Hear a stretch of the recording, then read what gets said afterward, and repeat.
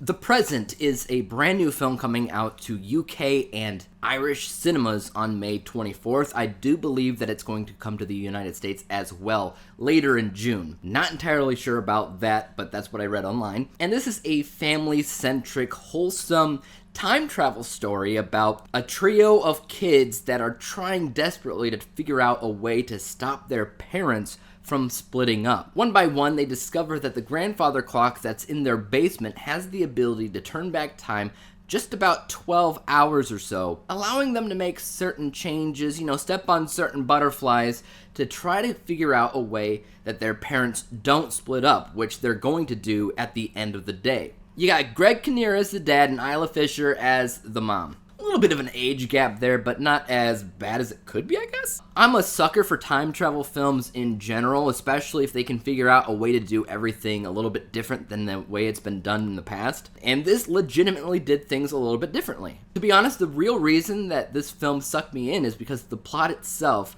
reminded me of The Parent Trap's plot with a little bit of time travel twist. Is that what the movie is?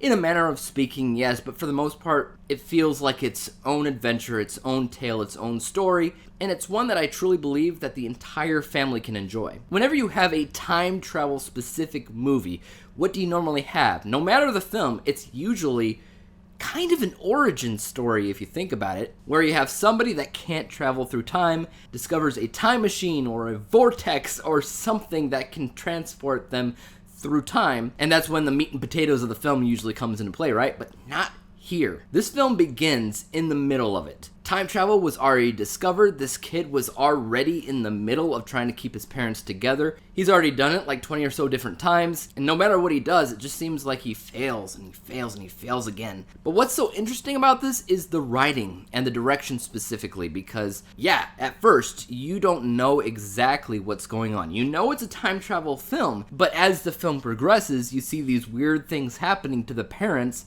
and we start to learn it's because of the kids that have already been trying to manipulate the situation. And little by little, you understand where they come up with these ideas and how they're ultimately manipulating their parents. It is actually really well done in terms of its direction, and I would also say editing, because even that has a specific way to tell the story that, again, I would say that kids and parents alike can enjoy.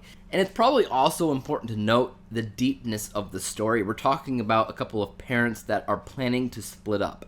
The reasons why they're planning to split up, they're alluded to here and there, but it's not as important as you might think. As this film tries its hardest to focus primarily on the viewpoints of these kids, kids don't always know why their parents split up. They just have to experience the fact that that's what's happening. I think this movie did a pretty good job at maintaining that heartbreak at learning that your parents are going to split up, while also being wholesome and kind of humorous in a family film kind of way. It's dealt with rather well, in my opinion. I would also argue that the film did an okay job at providing the audience the question on, is this inevitable? Are these people, regardless of the fact that they're our parents, are they destined to split up? Are we just delaying the inevitable? What if they're not meant to be together? I'm incredibly surprised that they brought that up, but I'm also ecstatic that they didn't leave it out. Because while this is wholesome, and while the entire family can enjoy watching it together, these are points of discussion. It's things that people actually, legitimately go through.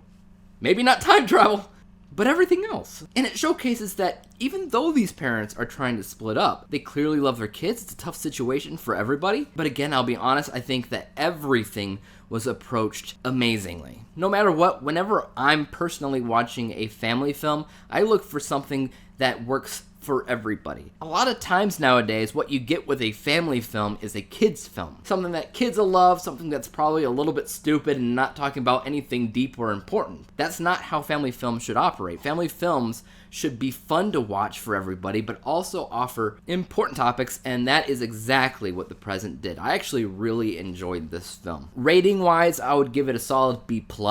I wouldn't consider it to be a film that would be winning any kind of awards, nor do I think that it's really trying to. I don't think that that was the purpose. So B+ is actually pretty good for a film like this. But what about you guys? Are you excited to watch The Present? Have you seen it already? If you have, Leave your thoughts about it in the comment section down below. And as for YouTube, you guys know what to do. Hit the like, subscribe button, and bell to be notified when I come out with my next review. But until then, peace out. In a world where seconds weave their magic, a brilliant boy holds time within his grasp.